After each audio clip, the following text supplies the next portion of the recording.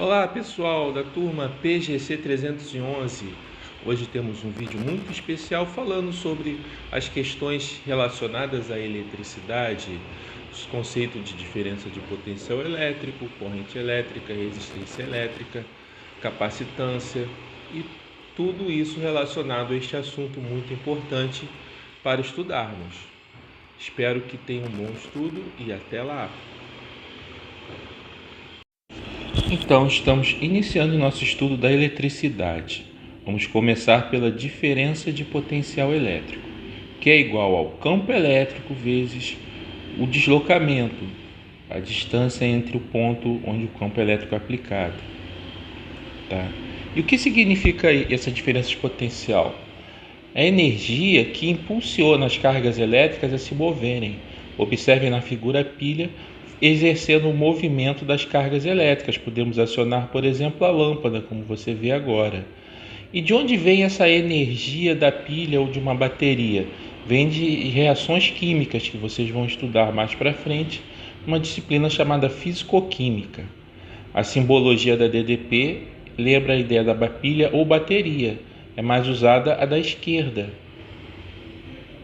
A corrente elétrica é a quantidade de carga elétrica que atravessa uma determinada área por unidade de tempo, tá? Então é a carga elétrica em movimento, mas não é um movimento qualquer. Repare no desenho que temos um movimento desordenado acima, onde as cargas se movem para baixo, para cima, para o lado. É um movimento ordenado, todos indo no mesmo sentido, da esquerda para a direita. Estão vendo? As cargas elétricas todas indo da esquerda para a direita. E o sentido da corrente ao inverso, acima, quer dizer o seguinte: nós temos o sentido real, que é as cargas negativas saindo do menos indo para o mais, e temos o sentido convencional, como se fossem cargas positivas saindo do mais indo para o menos, tá? Então, às vezes a corrente elétrica é indicada no sentido convencional, mas na realidade são as cargas elétricas saindo do menos indo para o mais. A resistência elétrica podemos definir como a resistividade, esse parâmetro ρ, que depende do material que é constituído o resistor, o tamanho do resistor, o L, o comprimento do resistor, e a área da sua seção reta, ou seja, a espessura desse resistor. Esses parâmetros definem a resistência elétrica. Um resistor é um material fabricado para produzir uma determinada resistência elétrica. Aqui temos alguns resistores, uma foto com alguns resistores, tá? E aqui a simbologia do resistor. Nós não vamos colocar foto o tempo todo, então para representar o resistor numa prova, numa escrita, temos essa simbologia aí.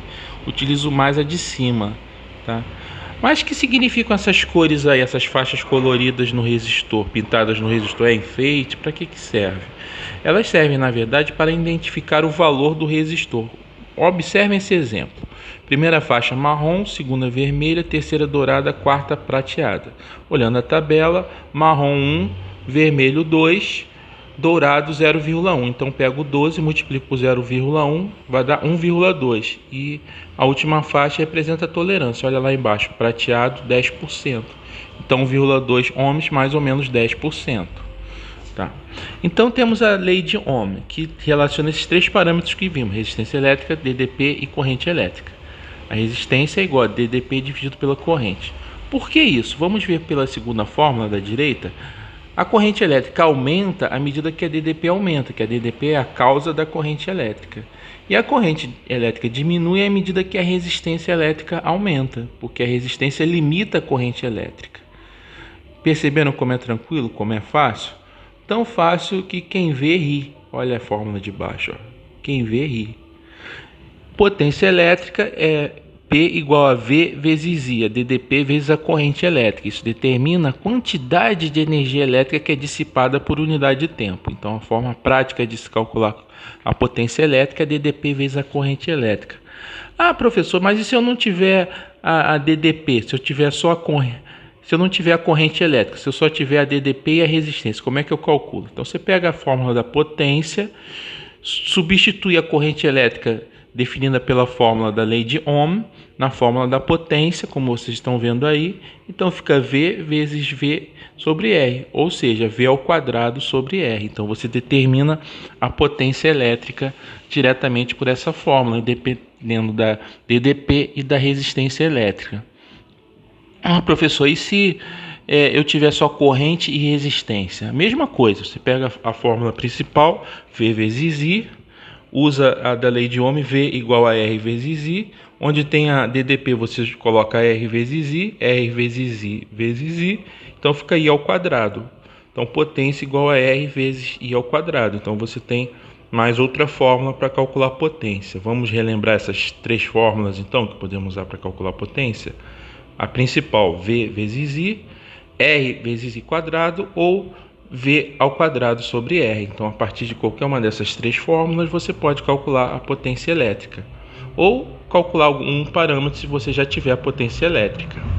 Agora vamos ver a associação de resistores em série. Numa associação de resistores em série, reparem que a corrente elétrica é a mesma para todos os resistores, só que eles possuem uma DDP diferente. Em cada um tem a sua DDP, mas a corrente é a mesma que passa por cada um dos resistores. Então a resistência equivalente, quer dizer, todos esses resistores podem ser substituídos por um único resistor equivalente. É simplesmente a soma de todas as resistências, R1 mais R2 mais R3, vai somando tudo até o último resistor Rn, tá? É só somar o valor dos resistores. Agora, a associação dos resistores em paralelo, vocês têm todos os resistores com a mesma DDP. A corrente vai ser diferente para cada resistor, mas eles vão ter a mesma diferença de potencial elétrico. E novamente você vai representar todos esses resistores por um único resistor equivalente. Qual a fórmula? Aí é a fórmula dos inversos. O inverso da resistência equivalente é igual a o inverso de R1 mais o inverso de R2 mais o inverso de R3 até o último resistor Rn, o inverso de Rn. Essa fórmula é um pouquinho trabalhosa de ser usada diretamente. Então a gente separa alguns casos específicos. Por exemplo, se todos os resistores forem iguais, tiverem o mesmo valor, todos, vamos supor 10, 20, 8, 5 resistores em paralelo, todos eles idênticos, eles podem ser representados por um único resistor equivalente. Então você faz o somatório e obtém esse resultado aqui. Essa fórmulazinha mais simples. Resistência equivalente igual ao valor de cada resistor dividido pelo número de resistores, a quantidade de resistores.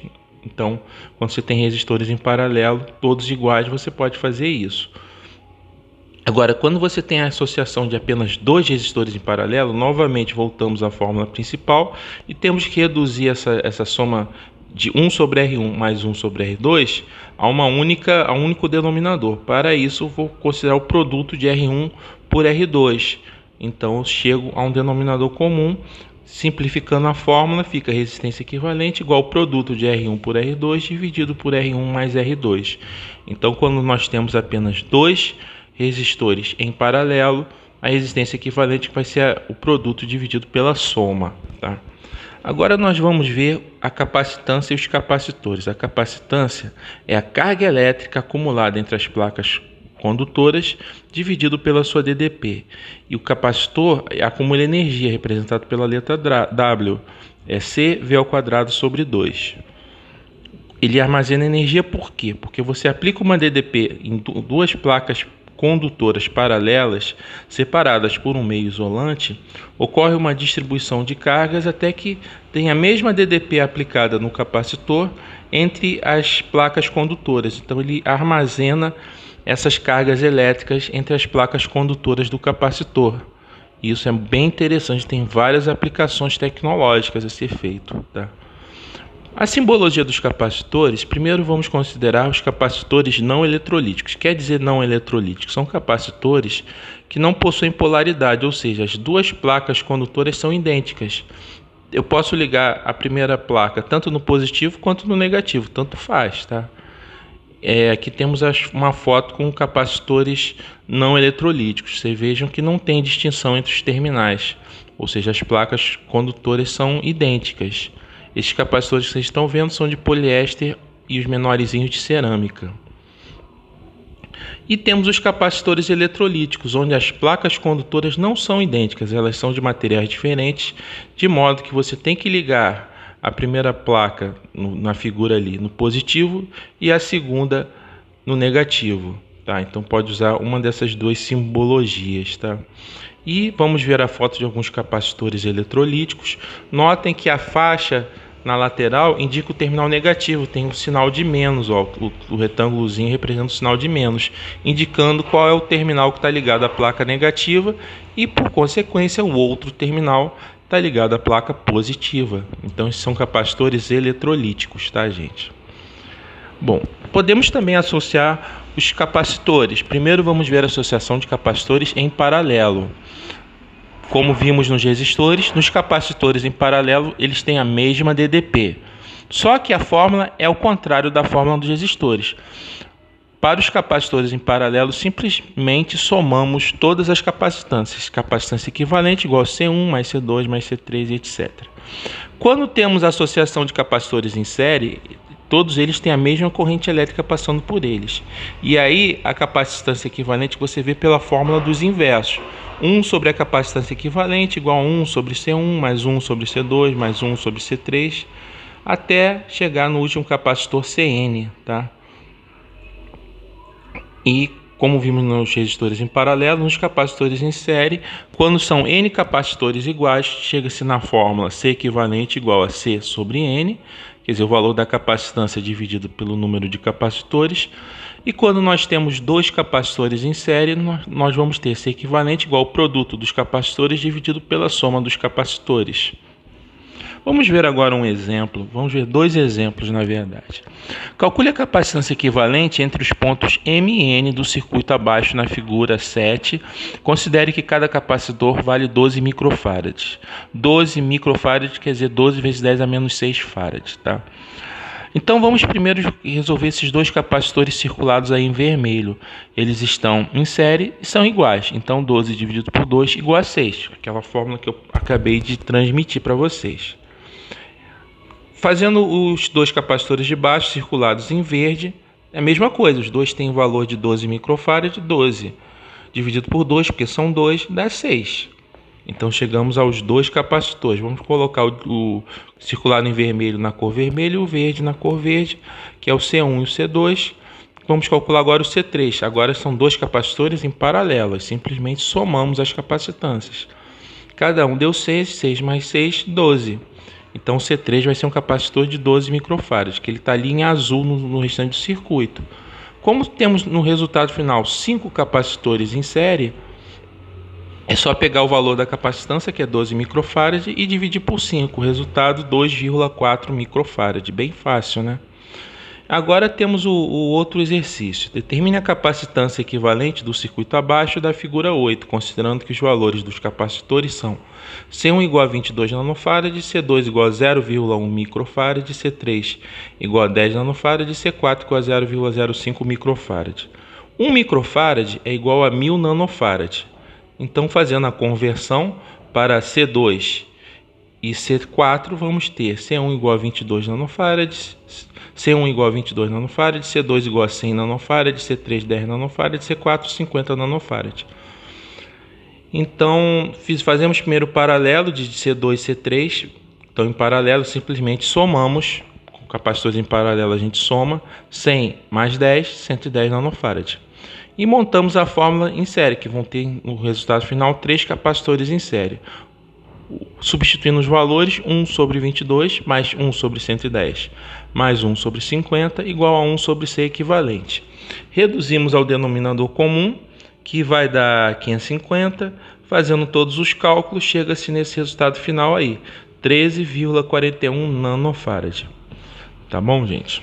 Lembrando que você tem que ir resolvendo por etapas, né? Aqui no caso eu fiz primeiro o paralelo, depois fiz o série. Às vezes é mais fácil resolver primeiro o que está em série e depois resolver o que está em paralelo, tá bom? Espero que tenha ficado bem claro tudo isso. Treinem bastante, a lista de exercícios já foi divulgada. Tchau, gente, até a próxima.